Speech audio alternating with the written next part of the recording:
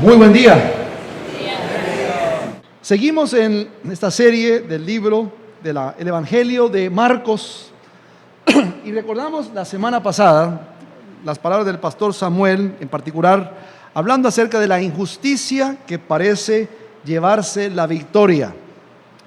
¿Quién aquí ha sentido eso alguna vez en su vida? Que la injusticia parece llevarse la victoria. ¿Alguien? ¿Los demás no? Ay, bueno, qué bueno, los felicito. Qué maravilla. Creo que todos, ¿verdad? Todos hemos sido en la impotencia de ver que pareciera como que el mal gana, el mal prospera. Perdón, y aquellos que estamos tratando de hacerlo bien, las cosas no salen como pensamos que deben salir. Mencionaba el pastor Samuel de este juicio absolutamente injusto. Diría yo, el peor juicio de la historia. ¿Por qué? Es el juicio de nuestro Señor Jesucristo, el Cordero sin mancha. Mencionaba el pastor Samuel muchas cosas que hicieron de ese juicio el peor de la historia. Por ejemplo, cómo ese concilio ignoró la legislación rabínica, esa que decía que un caso capital no se trataba de noche, nunca, se hacía de día y nunca de noche. Mucho menos se podía emitir una sentencia de noche. Si se hacía de día, todavía la legislación decía hay que esperar hasta el siguiente día para que lo hablemos, ya que es capital, estemos seguros que esa sentencia realmente es merecida. Eso no pasó. Nada de eso se hizo. Descubrí la semana que pasó también que había un lugar muy interesante que recordé en el templo llamado la Cámara de Piedra Tallada. Sería esto quizá como hoy el Tribunal Supremo de Justicia de Colombia. Y aquí el Sanedrín se reunía especialmente en casos de este calibre para discutir. Y ese día no pasó así. De hecho, según lo que está escrito en la historia judía documentada, no hay otro instante en la historia judía donde se haya hecho algo como lo que pasó ese día en casa del sumo sacerdote. Injusticia tras injusticia. El texto que leímos hace un momento ya en Marcos 14, versos 66 al 72, es otro juicio más que se da ese día. Ya no es con el Sanedrín, ya no es en la casa del sumo sacerdote, es en el patio de la casa del sumo sacerdote. El juez no es el Sanedrín, el juez es una sirviente del sumo sacerdote. Y luego otros más que rodeaban ese lugar en aquella noche. Esa noche también el acusado, en este caso del 66 al 72, ya no es el Señor Jesucristo, es el apóstol Pedro. Y la acusación es merecida. Ahí hay uno que seguía a Cristo y eso es verdad. Y sin embargo, pues sabemos la historia triste de cómo negó Pedro al Señor. Esa noche, en vez de un mazo o de un martillo de juez, fue el gallo que cantó y sentenció lo que había pasado en aquel momento. A lo largo de toda la historia humana, todos nosotros hemos fallado, ¿verdad que sí? ¿Alguien aquí ha fallado alguna vez? ¿Los demás no? Ahí veo dos manos. Una vez más. ¿Alguien aquí ha fallado alguna vez? Los demás oren por ellos porque no saben qué están haciendo. Por supuesto que sí, todos hemos fallado. Y yo creo que una gran mayoría de ellos no se despertó esa mañana diciendo yo quiero fallar hoy. Voy a fallar de adrede a ver cómo me va. ¿Qué pasó en la vida de estos personajes bíblicos? Y son muchos de ellos. ¿Qué pasa en nuestra vida que nos lleva al fracaso? Es lo que queremos ver el día de hoy y para eso vamos a orar. Padre Santo, gracias por tu Santo Espíritu que mora en aquellos que hemos declarado, que hemos creído, que hemos confesado que Cristo es Señor. Señor, reconozco mi impotencia. Yo no puedo cambiar a nadie como nadie me cambia a mí, excepto la obra de tu Espíritu que nos habla, que nos confronta. Señor, es mi oración que salgamos de aquí diferentes a como entramos, que tu Espíritu nos hable como habló a la vida del apóstol Pedro. Que seamos transformados por el poder que tú y solo tú tienes. Lo pido todo en el nombre de Jesús. Amén.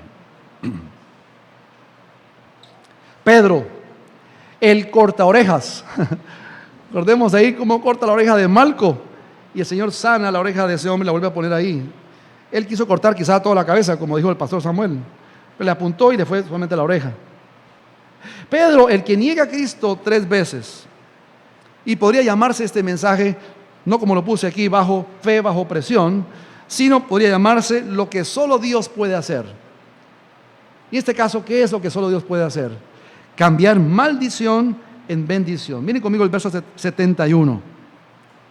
Pero él, ¿quién? Pedro, comenzó a maldecir, oiga esto, y a jurar: yo no conozco a este hombre de quien hablan. Al instante un gallo cantó por segunda vez. Entonces Pedro recordó lo que Jesús le había dicho: antes que el gallo cante 2 veces, me negarás 3 veces. Y se echó a llorar.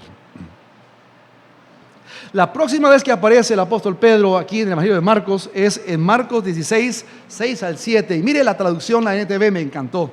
Me impactó, de hecho, cómo traduce la NTV esa sección. Dice así, Marcos 16, 6 al 7. Pero el ángel les dijo: no se alarmen, ustedes buscan a Jesús de Nazaret, el cual fue crucificado. No está aquí, ha resucitado. Miren, aquí es donde pusieron su cuerpo. Ahora vayan y cuéntenles a sus discípulos, coma, incluido Pedro. ¿Lo ven ahí? Coma, que Jesús va delante de ustedes a Galilea. Allí lo verán tal como les dijo antes de morir. Yo no sé qué pasó, ya me imagino. No sé a cuánto le lloró el apóstol Pedro después de esto, pero qué interesante decir, mire, este parece descartado, pero no, está incluido. Porque él era discípulo. Basta decir, dígale a los discípulos, y ahí está Pedro. No, dice, incluido este que le cantó el gallo. Qué fracaso, qué horas tan horribles debió vivir el apóstol Pedro al recordar su fracaso. Qué bueno que no se detiene la historia ahí, ¿verdad? Qué lindo tener las cartas como Hechos. Este libro que narra el ministerio, la obra increíble del Señor en la vida del apóstol Pedro y otros discípulos. Qué hermoso ver las cartas del mismo apóstol Pedro que ratifican que Dios en efecto es capaz, más que capaz, de cambiar inclusive una maldición y un juramento en contra suya en bendición, si permitimos que Él cambie nuestra vida. Este es un mensaje esperanzador, hermanos, para todos nosotros. La lista pareciera interminable en la Biblia y definitivamente aquí nosotros hemos dicho, todos nosotros fracasamos. ¿Qué tal del famoso Jonás? Aquellos que recuerdan aquel cántico que aprendimos en escuela dominical hace años, canten conmigo. Jonás no le hizo caso a la palabra de Dios, por eso al mar profundo la gente lo tiró, y vino un pez muy grande, ¿y qué? ¡Prum! Se lo tragó. Oiga, yo siempre decía, se lo comió. Menos mal que no se lo comió, porque lo feo que estaría Jonás. O sea, obviamente pasó enterito. Si lo mastica el pez grande, no hay nada que rescatar. Entonces, no cambia la letra. No se lo comió, se lo tragó. ¿Y por qué? ¿Por qué no le hizo caso a la palabra de Dios? ¿Por qué no le hizo caso a la palabra de Dios? Jonás, eliminado. ¿Qué de Jacob? Este Jacob, me ha dicho, ¿sabe qué? Yo no sé quién le pone a su hijo Jacob. Si hay un Jacob aquí, qué pena con usted. Se vale. Cámbialo a Israel mejor.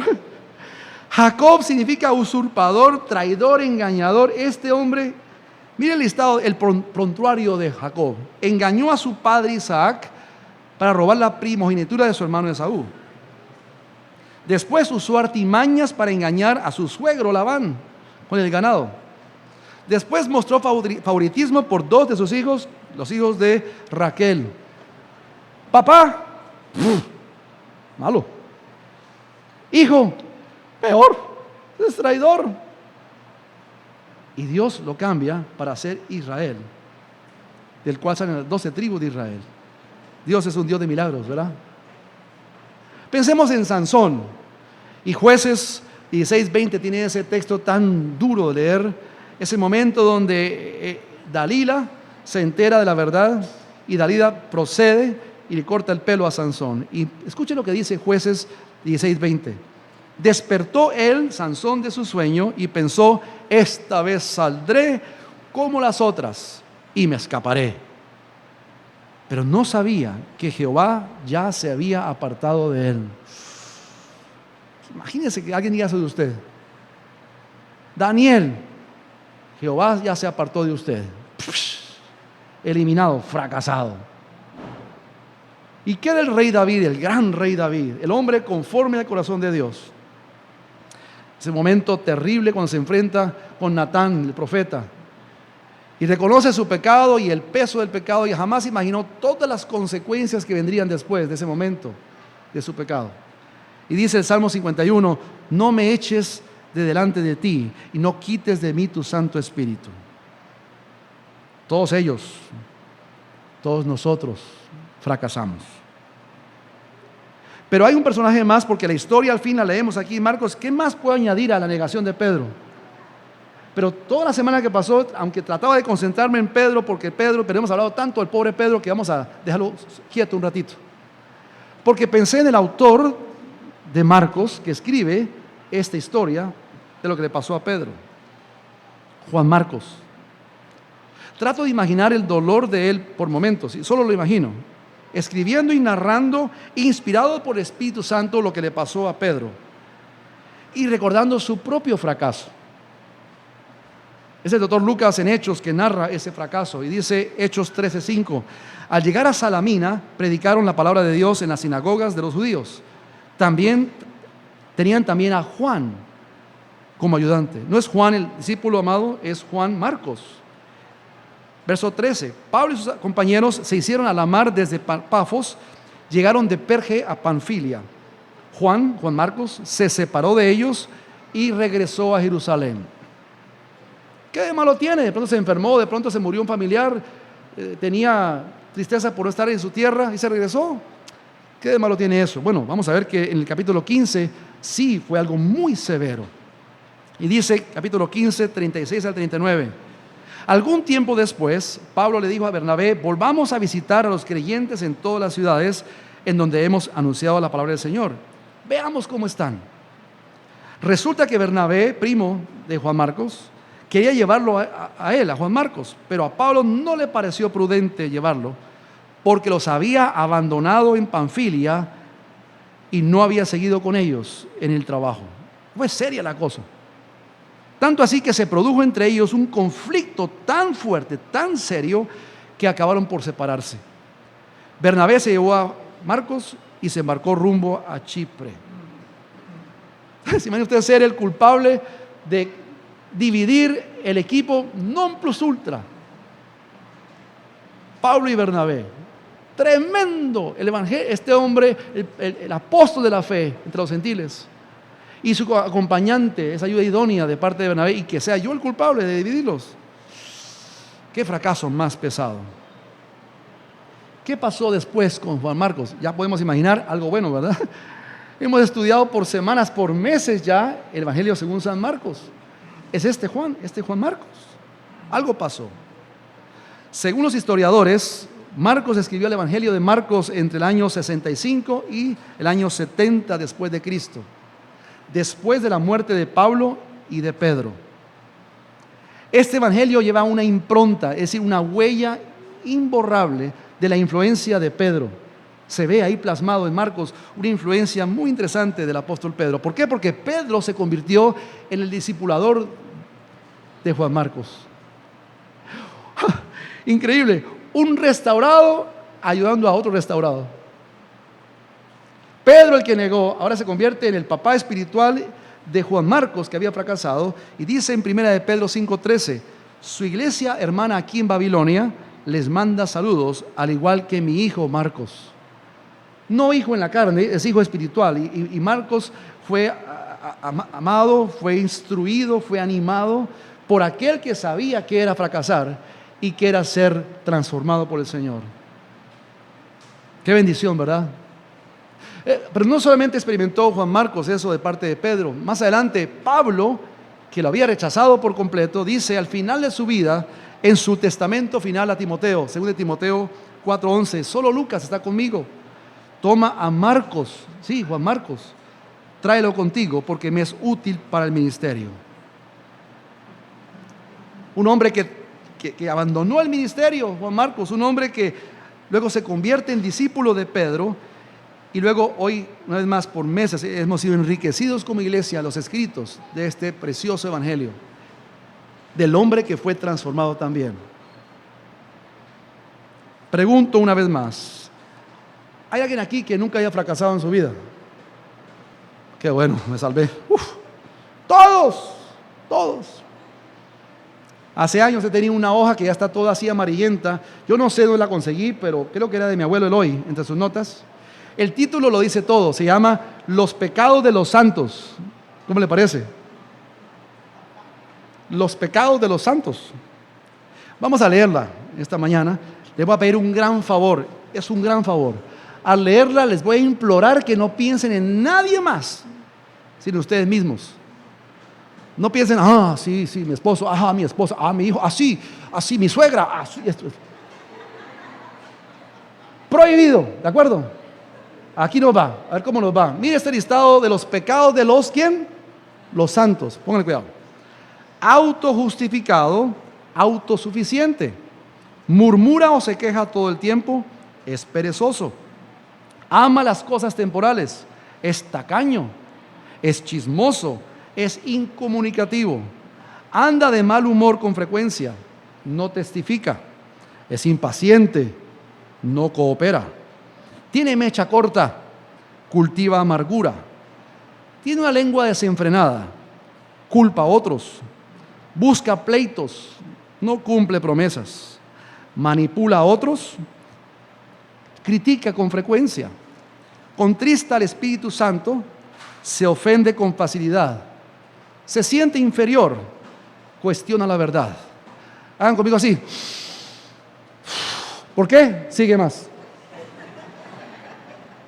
Es desobediente, no quiere perdonar, no guarda el día de reposo, tiene tendencia a la gula, vive preocupado por todo, llega tarde por costumbre, peca por omisión, se enfoca en lo secular, se cree superior, no es constante, es orgulloso, es intolerante, es indiferente, es deshonesto, exagera o tergiversa la verdad, tiene falta de fe, no es amigable, es prepotente, no es espiritual. 43 pecados de los santos y hay más. Y usted diría, hermano Daniel, no diga que alguien es eso es feo. No diga que es mentiroso, sino que miente. ¿Sabe cómo se llama eso? Mentiroso. Y si usted le ofende este listado, entonces usted es delicado. Y si usted los encuentra en alguna de estas 43, usted es mentiroso. Porque todos, y no en una, de pronto hay varias. Mea culpa, ahí estoy yo. Ese soy yo. Y quizá hemos fracasado tantas veces en la misma área de nuestra vida que parece que simplemente no hay esperanza para nosotros. Porque, ¿cuántas veces se puede confesar el mismo pecado? Llegamos aquí el primer domingo del mes en Santa Cena, otra vez, Señor, ya sabes, vuelve y juega. Bis, amén. Bis, amén. Pero no es así, hermano, no tiene que ser así. Y es el apóstol Pablo que le da a su hijo, a su amado hijo Timoteo en este caso, una palabra esperanzadora que es también para nosotros hoy. Y es Pablo escribiendo en su último libro, en su testamento final, que escribe estas palabras. Escuche esto. 2 Timoteo 2:19. No obstante, el sólido fundamento de Dios permanece firme, teniendo este sello: el Señor conoce a los que son suyos. Que se aparte de la iniquidad todo aquel que menciona el nombre del Señor. 2 versículos después dice el apóstol Pablo: por tanto, si alguien se limpia de estas cosas, estos 43 pecados y otros más que no están ahí, ¿qué pasa con él? Será un vaso para honra, santificado, útil para el Señor, preparado para toda buena obra. ¿Es eso lo que Pedro experimentó, es eso lo que Juan Marcos experimentó, es eso que Pablo mismo experimentó. A ser lavado, a ser cambiado, a ser transformado por el Señor. Pero me llama la atención las características de alguien que puede decir: yo soy suyo, yo le pertenezco a Él. La primera es que el Señor conoce a los que son suyos. Le pregunto a usted, ¿le conoce a usted el Señor? ¿Lo conoce usted a Él? ¿O diría Él: apártate de mí, no te conozco? Tiene pinta de seguidor, pero este no es mío. ¿Cómo es un seguidor suyo? Entonces, Dios es santo y por consiguiente Él tiene hijos e hijas que son santos. Usted y yo no somos santos, pero ojalá estemos en el proceso de santificación, cada día más buscando ser como Dios. Nunca seremos Dios, pero buscando vivir de tal manera que traigamos agrado a Él y alabanza a su nombre. Pero me impacta leer textos, y encontré varios de ellos, pero este me impacta, de lo que Dios tiene que decir, no de filisteos, no de cananeos, ni ningunos eos, sino de su propio pueblo. Mire, Ezequiel. Esto parece un texto hablando de los peores, pero escuche lo que dice: y vino a mí la palabra del Señor, hijo de hombre, la casa de Israel, o sea, los supuestos suyos. Y mire lo que dice Dios de ellos: se han convertido en escoria para mí. Todos ellos son bronce, estaño, hierro y plomo en medio del horno, escoria de plata son. Sus sacerdotes violaron mi ley y contaminaron mis santuarios. Entre lo santo y lo profano no hicieron diferencia, ni distinguieron entre inmundo y limpio. Y de mis días de reposo apartaron sus ojos, y yo he sido profanado en medio de ellos. Estos no son los jebuseos ni los cananeos, este es el pueblo de Dios. Por tanto derramé sobre ellos mi ira, con el ardor de mi ira los consumí. Hice volver el camino de ellos sobre su propia cabeza, dice Jehová el Señor. Y diríamos: qué bueno que ese es el Antiguo Testamento.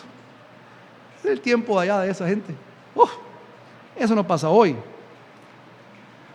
Tendríamos afrenta con lo que dice el hermano del Señor, el obispo de Jerusalén, Santiago, cuando escribe en Santiago 4:4 a la iglesia: oh almas adúlteras, ¿no sabéis que la amistad del mundo es enemistad contra Dios? Cualquiera pues que quiera ser amigo del mundo se constituye enemigo de Dios. Somos suyos. Habla de pertenecer. Cuando usted piensa en la palabra pertenecer, ¿qué es lo primero que viene a su mente? Para mí fue deporte. ¿Quién aquí ha sido parte de algún deporte alguna vez en su vida, de un equipo? Bueno, mucha gente, sí. Y eso implica que hay disciplinas que hay que cumplir, hay horarios que hay que cumplir, hay entrenamiento que hay que hacer. Eso constituye algo que requiere sacrificio. Pertenecer es eso. Pablo dice a Timoteo también: ejercítate para la piedad. Esto es sacrificio, esto es disciplina, es responsabilidad. Es Kent Hughes en su libro, el título me llama la atención: Disciplinas de un hombre piadoso. Hombre ahí no es hombre solamente, es hombre y mujeres. ¿Cuáles son las disciplinas de un hombre, de una mujer que es piadosa? Es decir, que busca ser santa, que busca ser santo. Y uno pensaría: aquí viene un discurso de teología avanzada. Estas son palabras fuertes, estos son conceptos bien profundos. Y hermanos, ofende la simpleza de lo que escribe aquí en este libro Kent Hughes. Mira lo que ya sabemos, lo aprendimos en la escuela dominical, ¿verdad? Mire, hay que orar diariamente por pureza. Bueno, si es tan sencillo, si es tan obvio, entonces ¿por qué no lo hacemos? Y no solo orar por pureza, sino pedir que otros oren por mí. No todos, pero hermano, mire, ore por mí. Yo estoy en un momento tan frágil y he repetido tantas veces este fracaso. Le pido, ore por mí. Ore usted al Señor pidiendo pureza y pida que otros oren por usted en compañía. Mire lo sencillo de esto: memorizar su palabra. No son cuántas Biblias tiene usted ahí en su librera. Tengo 8 versiones de la Biblia. Y de eso, ¿cuánto ha guardado usted en su corazón? Por eso dice el texto: ayúdate que yo te ayudaré. Amén. Mire, yo me he quedado aterrado, hermanos, de hermanos, llevan 30 años de evangelio y salen con unas barrabasadas, dice, como dice la Biblia, hermano. ¿En dónde? ¿Cuál Biblia? Eso no existe. Pero lo dicen como que es la palabra de Dios.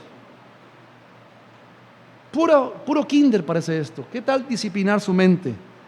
Evitar la segunda mirada. Yo no puedo evitar la primera, pero la segunda sí la puedo evitar, ¿verdad? Dice el apóstol Pablo a los Corintios, el que piensa estar firme, mire que no caiga. Y la quinta instrucción tan elemental, pero tan distante a veces de nuestra realidad, es estar consciente de la presencia de Dios. Y para eso vingó a mi mente este momento en la vida de Josué. Ahí perseguido por doña Potifar. Y ahora, si él no está pensando en Dios, y lo que dice el texto, ¿cómo pues haría yo este gran mal y pecaría contra Dios? No está pensando en ella, ni siquiera está pensando en él, están pensando en Dios. ¿Cómo es posible que yo me atreva a decir, estos pecados ya son tan comunes que los seguiré haciendo? ¿Qué tal si yo digo, pues si soy mentiroso, Señor, ¿cómo pecaría yo contra ti? ¿Cómo se me hace tan fácil ser esto acá y ser esto allá? ¿O somos o no somos? ¿Qué tal imprimir eso y ponerlo en el espejo de su baño?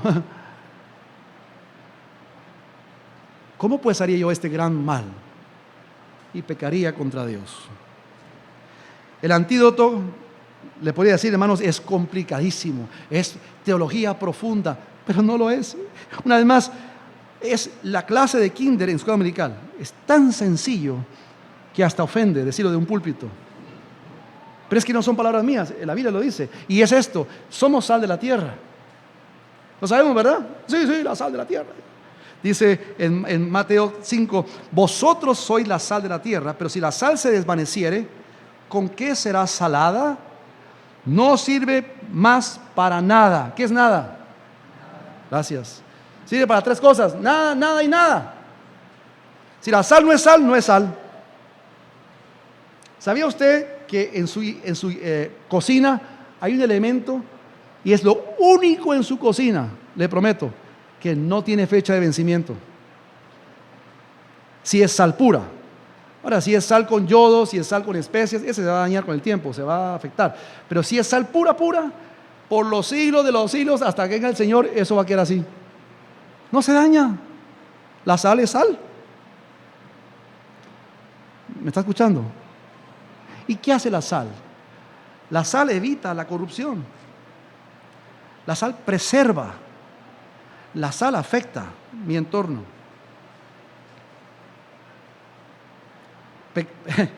Nos quejamos de los malos por el mal que hacen. Y yo digo, ¿y qué otra les queda? No son sal. Jamás pretendieron serlo.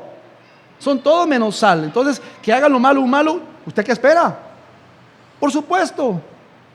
Pero el problema es con la sal, que es llamada a hacer la diferencia, a diferenciarse del otro, y esa sal empieza a perder su salinidad, ¿se diría? Somos sal. La santidad del cristiano debe neutralizar el pecado. ¿Qué pasa cuando usted llega a su entorno de amigos, compañeros de trabajo, en su familia? ¿Cambia algo? Si el entorno es negativo, si es un lugar impío, o todo sigue igual, o usted se acopla a ellos. En la iglesia sal, en la calle soy pimienta.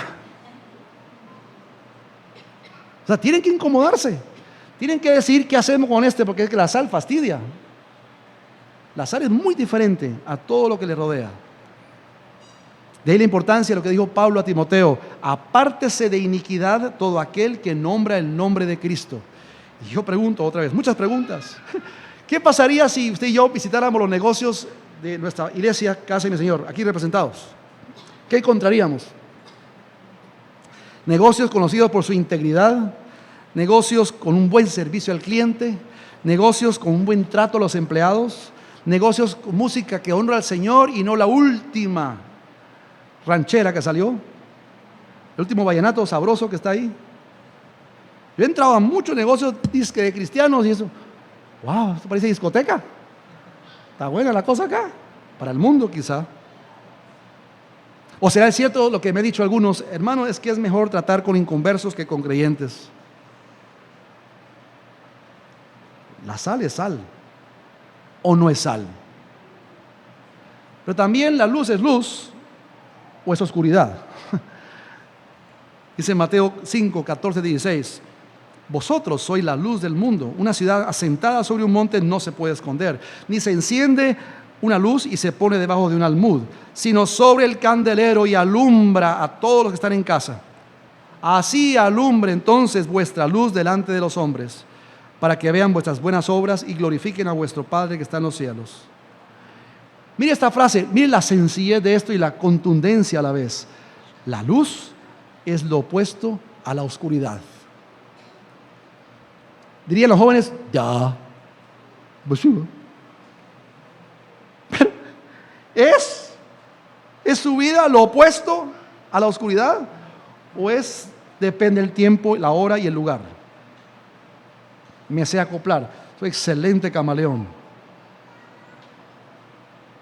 El creyente es sal, el creyente es luz. Y el momento en que entramos en pecado, se apaga esa luz. Y nuestro propósito se acaba porque no sirve para nada, nada y nada. Lo dice el texto. Cantamos hace un momento un himno, bueno, varios himnos, pero hay uno que me impacta. Y escuche lo que usted y yo cantamos y dijimos al Señor en la hermosa visión de la cruz. Para los que hemos nacido de nuevo, aquí está nuestra historia, creo yo.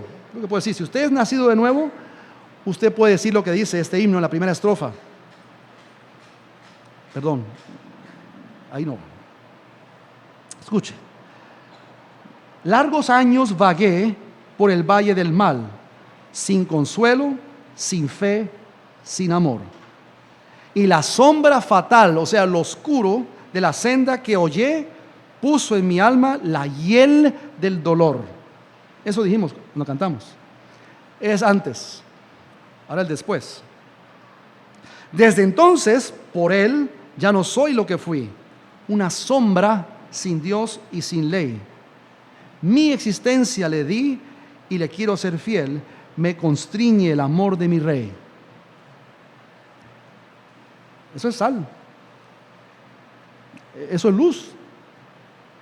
Ahora, para aquellos que siguen tratando y buscando un atajo, aquí está la invitación de la tercera estrofa de ese himno. Escuche, peregrino que vais por el valle del mal, vuestra senda solo es de dolor. Esa carga fatal que en el alma lleváis, ven y ponla a los pies del Señor. Quizá por eso Daniel dice en Daniel 12:3, los entendidos resplandecerán como el resplandor del firmamento, y los que enseñan la justicia a la multitud como las estrellas a perpetua eternidad. O es usted un entendido o es usted un necio. O es usted luz o es usted sombra y oscuridad. Una vez más, Pablo a Timoteo, así que si alguno se limpia de estas cosas, será instrumento para honra, santificado, útil al Señor y dispuesto para toda buena obra. Ese es el resultado de una vida santa.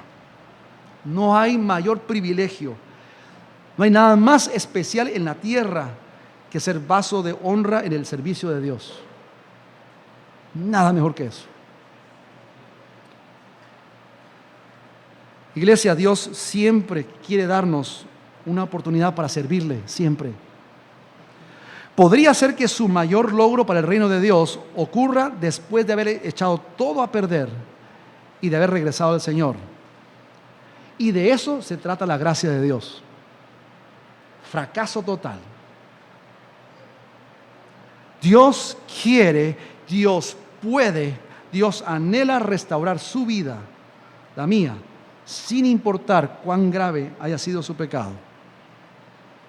Y es exactamente lo que pasó en la vida del apóstol Pedro. No acabó para Pedro cuando cantó el gallo. No acabó para David después de pecar con Betsabé. No quedó por fuera Juan Marcos, eliminado. por su abandono de la obra. Ni siquiera terminó para Jonás, ni para Nínive. Siempre he cantado el coro de Jonás y pensaba que ahí terminaba el coro de Jonás. Hace una semana la hermana Jimena me dijo: hermano, ¿cómo es el coro de...? Se lo canté, como lo canté hace un rato. Y sí, pero ¿qué más viene después de eso? Y yo sepa nada. Y me dice: no, sí hay más. Entonces me tocó averiguar, ¿y dónde hay más? Y lo descubrí. Y la autora de esto es mi hermana. ¿Cómo le parece? Mi hermana no sabía esto. Dice la segunda estrofa, según mi hermana: Jonás se arrepintió y Dios lo perdonó. Entonces el gran pez de unas lo vomitó. Después el pueblo de Nínive también obedeció. ¿Por qué? ¿Por qué si le hicieron caso a la palabra de Dios? Cante conmigo. ¿Por qué si le hicieron caso a la palabra de Dios? O sea que Jonás pasó de... Ahí hizo algo con él. Y con toda esa ciudad espantosa de Nínive, que duró un siglo más y después fue destruida. Bueno, eso es ellos. ¿Y usted qué? ¿Cómo está usted? ¿Cuál es su historia? La gracia de Dios sigue actuando hoy. Ahí está, presta, lista, dispuesta. ¿La aceptará usted finalmente? ¿Dejará que el Señor haga esa transformación inequívoca, extraordinaria en su corazón? Dice Juan en Juan 1:9, texto que todos conocemos: si confesamos, dígalo conmigo, nuestros pecados, Él es fiel y justo para perdonarnos y limpiarnos de toda maldad. ¿Lo cree usted? Si ese es su testimonio y usted ha hecho eso de corazón, usted ha confesado que Cristo es Señor, que Él es Señor y solo en Él tenemos salvación y vida eterna, yo le invito a usted en este momento a unirse a la voz de Pedro, que cantaría esto, a la voz de Juan Marcos, que cantaría esto, a la voz del apóstol Pablo, que cantaría esto, a la voz suya y mía, diciendo: sí, hay un nombre escrito en la gloria. ¿Cuál es? Mío es, mío es. Cantemos con convicción el 333.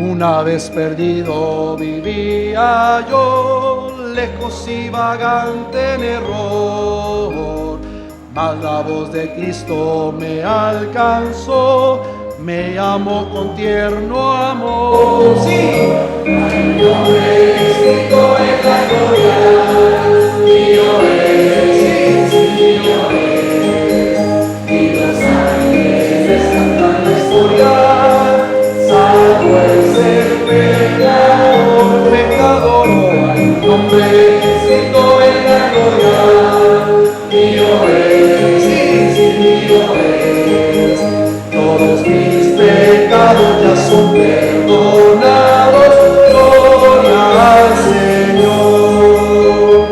En la Biblia dice que salvo soy, por la gracia que me redimió, ya por fe su nombre a la gloria voy, desde que me rescató.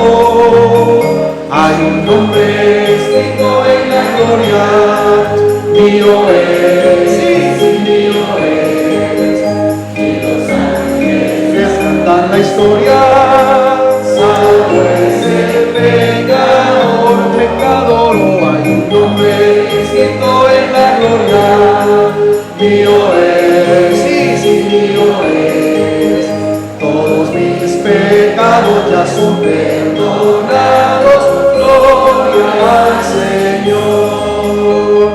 Cantos de alegría elevo hoy a mi Rey y buen Salvador, todos mis talentos a Cristo doy, que me use por su amor.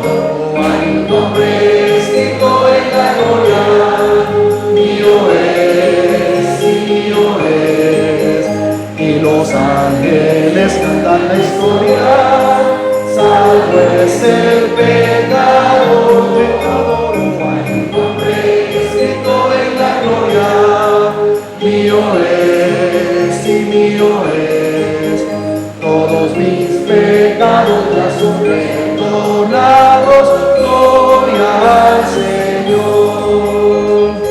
Si usted esta mañana no puede decir eso de corazón, no sabe, yo le imploro, no salga de aquí, de este recinto, sin hablar con alguien y preguntarle, ¿cómo puedo decir yo eso con toda certeza? ¿Qué cosa? Pues esto.